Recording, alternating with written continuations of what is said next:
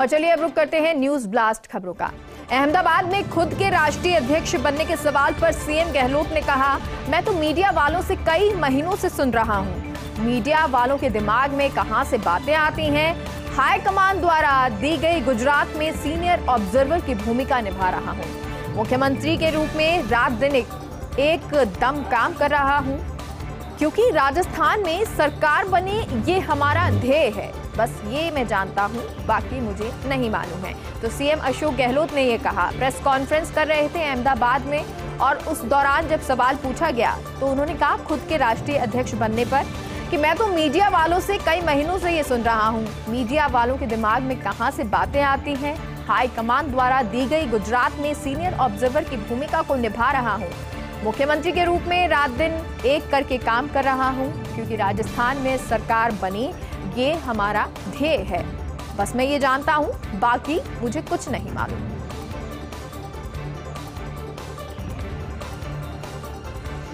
मोदी मंत्रिमंडल विस्तार से जुड़ी हुई खबर है। गुजरात हिमाचल चुनाव से पहले विस्तार हो सकता है।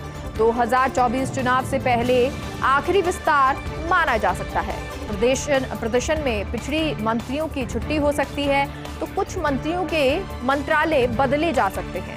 मंत्रालयों की परफॉर्मेंस रिपोर्ट तैयार हो रही है।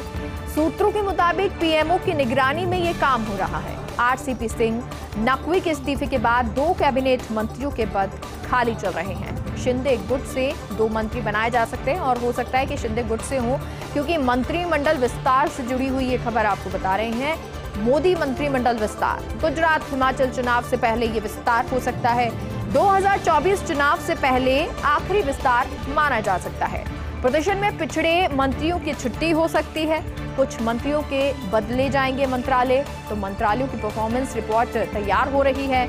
सूत्रों के मुताबिक पीएमओ की निगरानी में ये काम हो रहा है। आरसीपी सिंह नकवी के इस्तीफे के बाद 2 कैबिनेट मंत्रियों के पद खाली चल रहे हैं।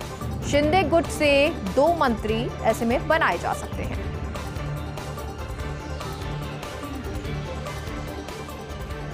प्रदेश में मानसून धुआंधार लगातार जमकर बरस रहा है। मानसून का नया सिस्टम 24 घंटे में 14 जिलों में जमकर बारिश हुई है। सर्वाधिक 11.3 इंच बारिश झालावाड़ के डग में हुई। अच्छी बारिश से प्रदेश के ज्यादातर बांध ओवरफ्लो हो गए हैं। 2 दिन में 6 बड़े बांधों से पानी की निकासी की जा रही है। राणा प्रताप सागर, कोटा बैराज, जवाहर सागर, माही बजाज, काली सिंध और सोम कमला बांध से लाखों क्यूसेक पानी छोड़ा जा रहा है। प्रदेश के 26 जिलों में औसत से 20% अधिक बारिश हो चुकी है। 1 करोड़ 10 लाख आबादी की प्यास बुझाने वाला बीसलपुर 80% तक भरा हुआ है। 315.50 RL मीटर के मुकाबले बीसलपुर का जल स्तर हुआ है 314.45 RL मीटर। अगले 1-2 दिन में बीसलपुर बांध छलक सकता है। प्रदेश में आज से दक्षिणी पूर्वी इलाकों में मानसून धीमा पड़ेगा।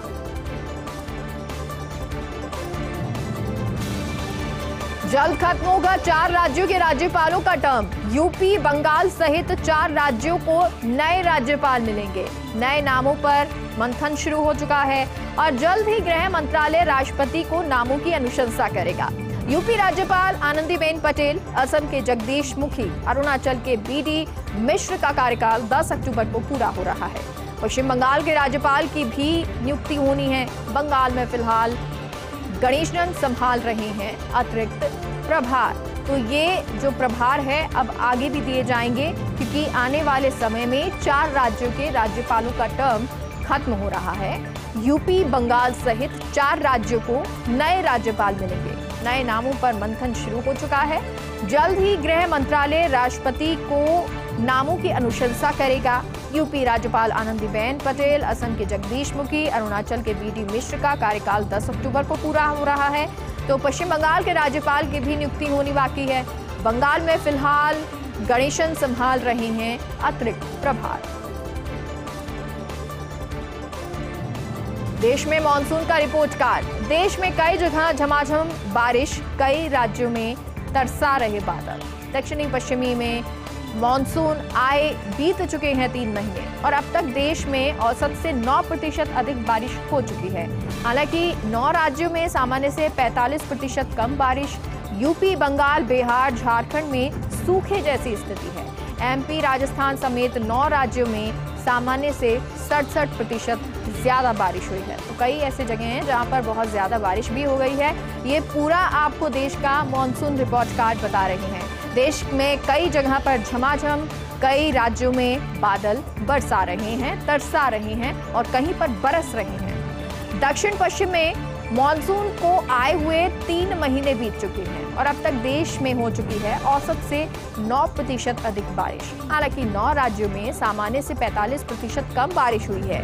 यूपी, बंगाल, बिहार, झारखंड में सूखे जैसी स्थिति है, तो एमपी, राजस्थान समेत 9 राज्यों में सामान्य से 67% ज्यादा बारिश हुई है। 56 साल का हुआ मुंबई का वड़ा पाव। चकाचौंध भरी माया नगरी में हर कोई इसका दीवाना है। धन कुबेरों, सेलिब्रिटी से लेकर झुग्गी झोपड़ी में वड़ा पाव के दीवाने हैं। 1966 में वड़ा पाव शुरू हुआ था। आज हजारों लोगों की रोजी रोटी का सहारा है।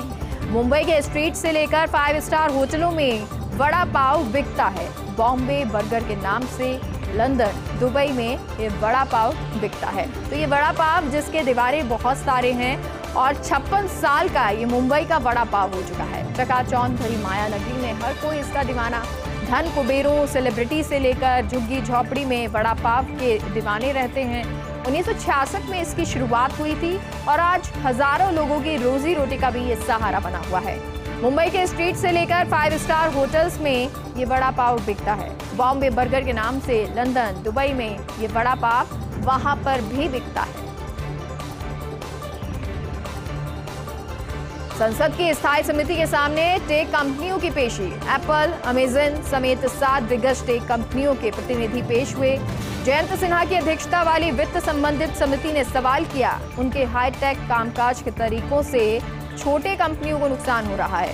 एप्पल, अमेजन जैसी कंपनियों ने इस पर जवाब दिया, कहा हम तो भारतीय बाजार में अभी बहुत छोटे हिस्सेदार हैं, हमारी वजह से कंपटीशन है ही नहीं, हमारी वजह से कोई दूसरा कारोबारी प्रभावित नहीं हो रहा है। ये कहना है क्योंकि कहा जा रहा है कि कंपटीशन हो रहा है।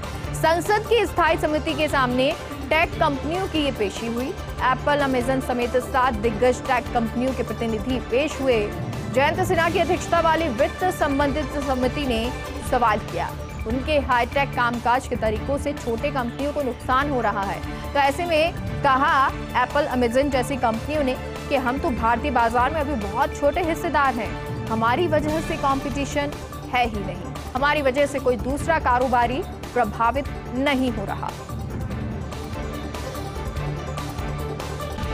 पंजाब बीजेपी प्रेस सचिव जनार्दन शर्मा का लेख, कहा बीजेपी के संकट मोचक हैं और अर्थव्यवस्था के विशेषज्ञ थे अरुण जेटली। उनकी गिनती देश के चुनिंदा बुद्धिजीवियों और राजनीतिज्ञों में होती। जेटली की कहानी पाक से भारत में आकर बसे एक परिवार से शुरू होती। भारत में जेटली ने अपने दम पर शिक्षा और राजनीति में बड़ा मुकाम हासिल किया। जेटली पंजाब और पंजाबियत को अपने दिल से गले लगाने वाले नेता थे। जेटली एक कुशल राजनेता के साथ साथ कुशल वकील भी थे। तो जेटली पंजाब बीजेपी प्रेस सचिव जनार्दन शर्मा का ये लेख, और जनार्दन शर्मा ने इस लेख में कहा, बीजेपी के संकट मोचक और अर्थव्यवस्था के विशेषज्ञ थे अरुण जेटली। उनकी गिनती देश के चुनिंदा बुद्धिजीवियों और राजनीतिज्ञों में होती है।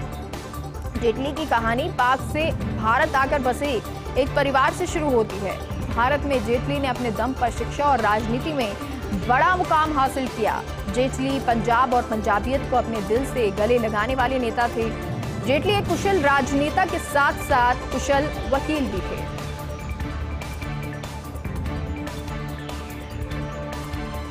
देश में आईएसआईएस अलकायदा की साजिश, जानकार सूत्रों के हवाले से खबर है। एनआईए को देश में आतंक के नए हाईटेक नेटवर्क का पता चला। आईएसआईएस अलकायदा ने मिलकर बिछाया स्लीपर सेल का जाल।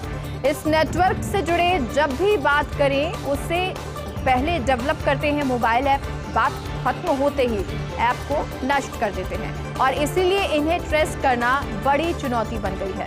छोटे आतंकी संगठनों को पैसे भेजकर अपने नेटवर्क में मिला रहे हैं। तो ये ऐप जिसके द्वारा बातचीत होती है, लेकिन उसके बाद बात होते ही इसे नष्ट कर दिया जाता है। देश में आईएसआईएस अलकायदा की साजिश, जानकार सूत्रों के हवाले से ये खबर है। एनआईए को देश में आतंक के नए हाईटेक नेटवर्क का पता चला है। आईएसआईएस, अलकायदा ने मिलकर स्लीपर सेल का जाल बिछाया है और इस नेटवर्क से जुड़े जब भी बात करते हैं उससे पहले डेवलप करते हैं मोबाइल ऐप। बात खत्म होते ही उस ऐप को नष्ट कर दिया जाता है और इसीलिए इन्हें ट्रेस करना बड़ी चुनौती बन गया है। छोटे आतंकी संगठनों को पैसे भेजकर ये अपने नेटवर्क में मिला रहे हैं।